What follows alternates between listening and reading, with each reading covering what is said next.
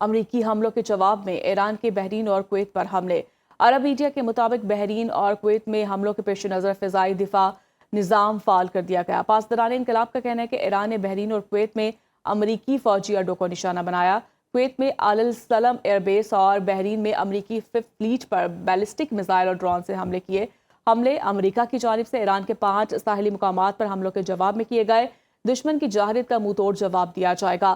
پاسداران انقلاب کے مطابق امریکہ ایران عبوری معاہدے کے تحت آبنۂ ہرمز میں ٹریفک کو کنٹرول کرنے کے انتظامات تہران کے پاس ہیں۔ اب سے خلاف ورزی کرنے والے جہازوں کے ساتھ ماضی کی نسبت زیادہ سختی سے نپٹا جائے گا۔ جنگ بندی کی خلاف ورزی معاہدے کی خلاف ورزی ہے اور اس کے نتیجے میں یہ عمل مکمل طور پر رک جائے گا۔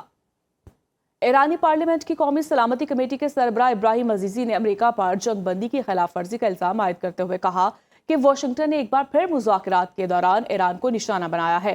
ایکس پر رد عمل دیتے ہوئے کہا کہ امریکی صدر نے ایک مرتبہ پھر ثابت کر دیا کہ وہ مذاکرات اور جنگ بندی کے اصولوں کے پابند نہیں۔ ابراہیم عزیزی نے امریکی کارروائی کو غیر ذمہ دارانہ اقدام قرار دیتے ہوئے خبردار کیا کہ اس کا انجام ہمیشہ کی طرح امریکہ کی پسپائی اور پشیمانی کی صورت میں نکلے گا، کیونکہ اب الزام تراشی کی سیاست مزید کارآمد نہیں رہی۔ کسی بھی قسم کے تشدد کا جواب تشدد سے ہی دیا جائے گا۔ امریکی نائب صدر جے ڈی وینس کا ایکس پر پیغام کہا، ایران نے جنگ بندی کے معاہدے پر باقاعدہ دستخط کیے تھے اور امریکہ نے ہمیشہ اس معاہدے کا احترام کیا۔ جے ڈی وینس نے مزید کہا کہ اگر ایران کو مفاہمتی یادداشت پر عمل درآمد کے حوالے سے کوئی اختلاف یا تحفظات ہیں تو وہ طاقت کے استعمال کی بجائے براہ راست سفارتی رابط کرے، تاہم امریکی سلامتی پر سمجھوتہ نہیں کیا جائے گا۔ امریکہ کے ایران پر ایک مرتبہ پھر فضائی حملے۔ امریکی سینٹرل کمانڈ کے مطابق ایران میں متعدد فوجی ہدف کو نشانہ بنایا گیا۔ کارروائی تجارتی جہاز پر ایرانی حملے کے جواب میں کی گئی۔ صدر ٹرمپ کی ہدایت پر 27 جون کو یہ کارروائیاں کی گئیں۔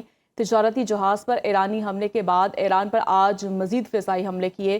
امریکی سینٹرل کمانڈ نے سوشل میڈیا پر جاری پیغام میں کہا کہ امریکی بحریہ اور فضائیہ کے جنگی طیاروں نے ایران کے خلاف بڑے پیمانے پر کارروائی کرتے ہوئے آبنۂ ہرمز اور اس کے اطراف مختلف مقامات پر واقع 10 ایرانی فوجی ہدف کو نشانہ بنایا ہے۔